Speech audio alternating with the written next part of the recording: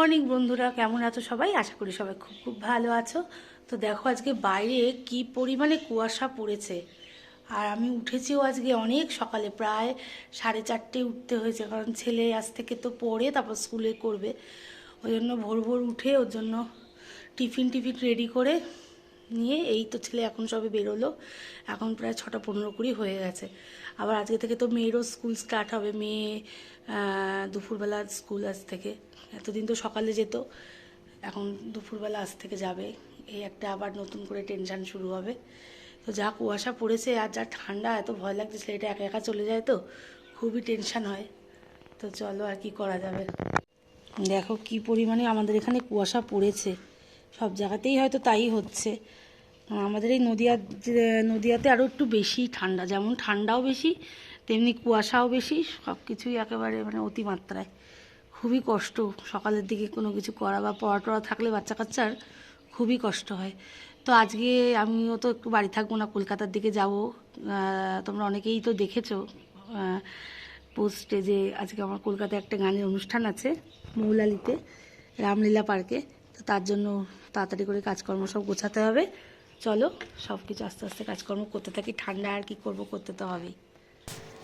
তো তারপরে কিছুটা কাজ সারার পরে একটু গরম গরম চা করে নিয়েছি, যা সকালবেলায় ঠান্ডা দিচ্ছিল। আর আজকে কিন্তু মেয়ের তো যেহেতু প্রথম স্কুল, মেয়ের কিছু বইয়ের মলাট দেওয়া বাকি ছিল, তো তোমাদের দাদা মলাটটা দিয়ে দিচ্ছিলো আর আমি আজকে চা করে নিয়ে চলে এসেছি। চাটা খেয়ে দেখো এখনও মেয়ে ঘুমোচ্ছে, মেয়েকে তুলবো। যেদিন যেমন ব্যস্ততা থাকে সেদিন যেন সব দিক থেকেই ব্যস্ততা থাকে। আর যেহেতু আজকে প্রথম মেয়ে দুপুরে স্কুল, আর ছেলেরও সকালবেলা বেরিয়ে যেতে হয়েছে, সমস্তটা মিলিয়ে এত আজকে চাপ ছিল যে আমার কোন দিকে কি করব, কিভাবে এগোবো আমি কিছুই বুঝতে পারছিলাম না। তো যাই হোক, তোমার দাদা আজকে আমাকে অনেকটা হেল্প করে দিয়েছিল, জানে তো আমারও বেরোনো আছে। তো ওই মেয়েকে স্নান টান করিয়ে রেডি করে, যেহেতু ওর দোকানেরও আজকে অনেক দেরি হয়ে গেছে, বললো তোমার আর বেরোতে হবে না, আমি মেয়েকে স্কুলে দিয়ে তারপরে দোকানে চলে যাব। তো যাই হোক, তারপরে ঝপাঝপ করে সমস্ত কাজ সেরে রান্নাবাড়ি সমস্ত করে স্নান টান করে দেখো আমি চলে এসেছি। আর এই যে আমি রেডি হব বলে সমস্ত কিছু গুছিয়ে গাছি একদম রেডি করে ফেলেছি। তো এই যে এখন তো কাজকর্ম আমার হয়েই গেছে। তোমাদের দাদা একটু বাড়ি আসবে, কারণ আমাকে স্টেশনে নিয়ে যাবে। তো এখন আমি আগে রেডি হইনি। তো এই যে রেডি হয়ে কিন্তু যথারীতি আমি স্টেশনে চলে এসেছি। আর এই যে আমার বরমশাই ওই ওভারব্রিজের ওখানে দাঁড়িয়েছিল নিচটায়, আজ আমাকে একটু টাটা করবে। টাটা করে ও চলে গেল দোকানে, আর আমি এই যে স্টেশনে কিন্তু চলে আসলাম, যেহেতু ও পাশ থেকে আর আসতে পারবে না এদিকটায়, ওই কারণে। তো যাই হোক, এখন আমি এসে দাঁড়িয়ে রয়েছি। আর ট্রেন ঢুকবে হচ্ছে, আমরা যাবো হচ্ছে শান্তিপুরে, দুটোর শান্তিপুরে। তো যারা আমাদের সাথে যাচ্ছে চাকদা থেকে, কাকিমা কাকু আরও সবাই, আমার প্রত্যেক অনেক সদস্যরাই একসাথে আমরা যাচ্ছি।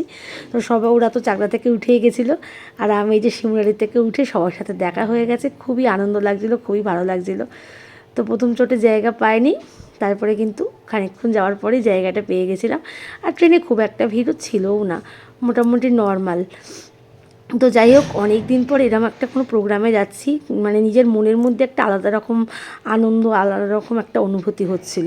খুব ভালো লাগছিলো যে এরকম একটা অনুষ্ঠানে আমি যাচ্ছি বা আমি নিজেও অংশগ্রহণ করছি। তার জন্য তো জয়িতাকে অসংখ্য অসংখ্য ধন্যবাদ, কারণ ও না থাকলে কিছুই হতো না। তো এই যে আমরা সবাই কিন্তু শিয়ালদায় চলে এসেছি, শিয়ালদায় নেমে পড়েছি। আর আমরা কিন্তু প্রায় 15-16 জন একসাথে আমরা ছিলাম। তো বেশ ভালোই লাগছে, সবাই মিলে যাচ্ছি, একটা আলাদা আনন্দ। আর এই যে সবাই কিন্তু একটু হাই করে নিচ্ছে। তো এবার কিন্তু আমরা শিয়ালদায় নেবে একটু ফ্রেশ হবো, সবাই মিলে একটুখানি রিল্যাক্স করে তারপরে কিন্তু আমরা রওনা দেবো, যেহেতু হাতে অনেকটা টাইম ছিল। আর ছোটো ছোটো বাচ্চারাও রয়েছে, ওদের একটু খাওয়ার ব্যাপার ছিল। তো আমিও সত্যি কথা বলতে আজকে কিছু খেয়ে আসতে পারিনি, এতটাই ব্যস্ততা গেছে, কর্মব্যস্ততার দিন যাকে বলে আজকের দিনটা আমার জীবনে, সেটাই যে এত একসাথে এত কিছু পড়ে গেছে যে আমিও চাপ, প্রচণ্ড চাপ হয়ে গেছিলো আমারও। তো যাই হোক, এই যে আমরা সবাই মিলে কিন্তু একটা গ্রুপ ফটো এখানে তুলে নিয়েছিলাম। আর এই যে আমাদের গ্রুপের সবাই কিন্তু আমরা একসাথেই রয়েছি। তো চলো এবার সবাই মিলে এই যে ফটো টটো তোলা হয়ে গেছে। তো এবার আমরা সবাই মিলে কিন্তু আস্তে আস্তে শিয়ালদার এই যে স্টেশনের বাইরে চলে আসলাম।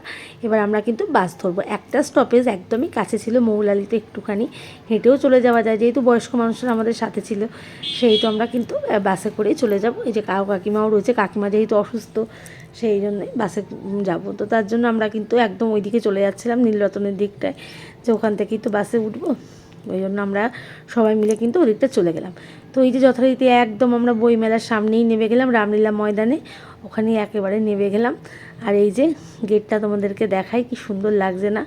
বহুদিন পর যে এরকম একটা কোনো কলকাতার দিকে এরকম অনুষ্ঠানে এসেছি, আমার যে এত আনন্দ লাগছে, এত ভালো লাগছে, মানে তখন না সারাদিনের যত কষ্ট, মানে ক্লান্তি, পরিশ্রম সব কিন্তু ভুলে গেছি এখানে এসে। এত ভালো লাগছে, এত আনন্দ লাগছে। আর বইমেলা আমার ভীষণ ভালো লাগে।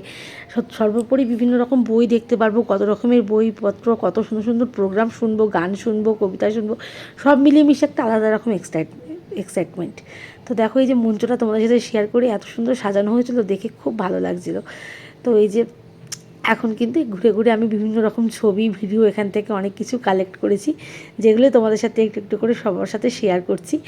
আর আমাদের এই যে প্রতিজির কর্ণধার জয়িতা, ও এসে গেছে, ওর সাথে দাদাও এসেছে, সবাই মিলে একটা মানে আমাদের একটা সুন্দর একটা পরিবার বলতে গেলে। তো এই যে এখন প্রোগ্রাম কিন্তু শুরু হয়ে গেছে। প্রথমে কিছু বই প্রকাশনীর কাজ চলছিল, সেই অনুষ্ঠানগুলোই হচ্ছে। তো তারপরে আমি কিন্তু একটা বুক স্টলে চলে এসেছি, যেখানে হচ্ছে যত বাচ্চাদের বই, নারায়ণ দেবনাথের বিভিন্ন রকম বইপত্র এই স্টলটাতেই ছিল। এটা তোমাদের সাথে বইগুলো একটু শেয়ার করি। আর বিভিন্ন বই দেখে এত ভালো লাগছিল, দীপ প্রকাশনের তরফ থেকে এই স্টলটা করা হয়েছে, এত ভালো লাগছিলো বিভিন্ন রকম বই। তবে আমার বাজেটটা কম ছিল বলে আমি বেশি কিছু নিতে পারিনি। তো দেখলাম আমার তো দুটো সন্তান, দুজনের জন্যে আমাকে নিতে হবে, একজনের জন্য নিলে হবে না। তো আমি দুটো কমিক্সের বই, ওদের হাদাবোদা আর বাটুল দি গ্রেট, দুটো বই কিন্তু আমি নিয়েছিলাম, যে একজনের জন্য নেবো, আরেকজনের জন্য না নিলে কিন্তু অশান্তি হবে।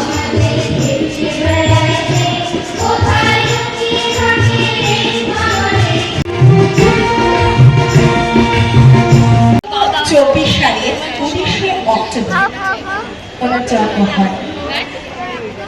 আগে রাজপুত্র, মন্ত্রীপুত্র, বণিক পুত্র আর কোটাল পুত্র পাড়ি দিত রাত বলেছে সাগর ফুল মিলেছে, আমি তোমার মেঘ বলেছে যাবো যা।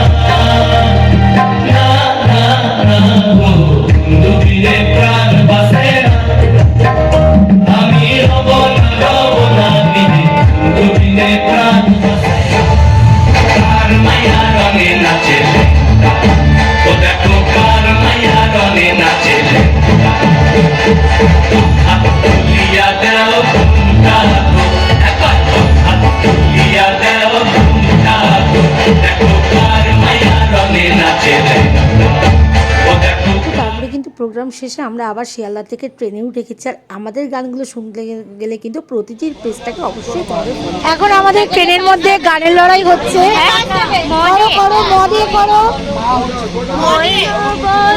তুমি কৃষ্ণ রাধে, তাকে মন দিতে যে চাই কেমন বাধে, ও রয়না সয়না সয়না রে না কেন সয়না সয়না হয়তে আমার মন রয়না কেন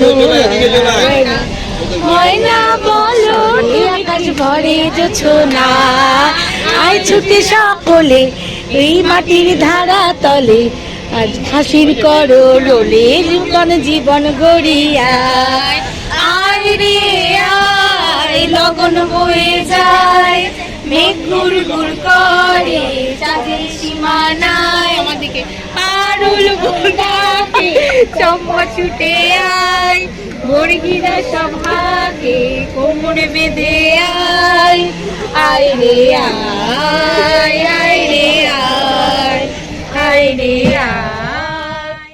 তাতা থই থই, তাতা থই থই, ধানে চিত্তে কৃমি দঙ্গে সদা বাজে, তাতা থই থই, তাতা থই থই, তাতা থই থই, মম চিত্তে নিতে নিতে কেঁদে নাচে, তাতা থই।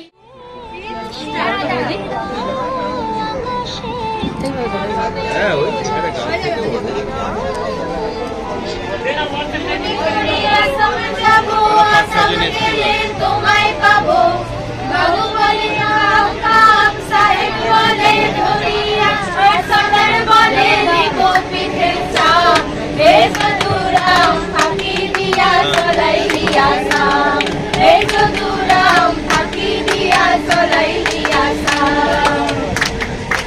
আল কিনারে নাহর গাছে বগা বগা ফুল, ফুলকে দেখিয়া সুরি কাছকে সামরাই, গাছের মধ্যে তুলসী এটা কিন্তু খুব খুব খুব আনন্দে কাটলো, সবাই মিলে খুব আনন্দ করেছি, খুব মজা করেছি।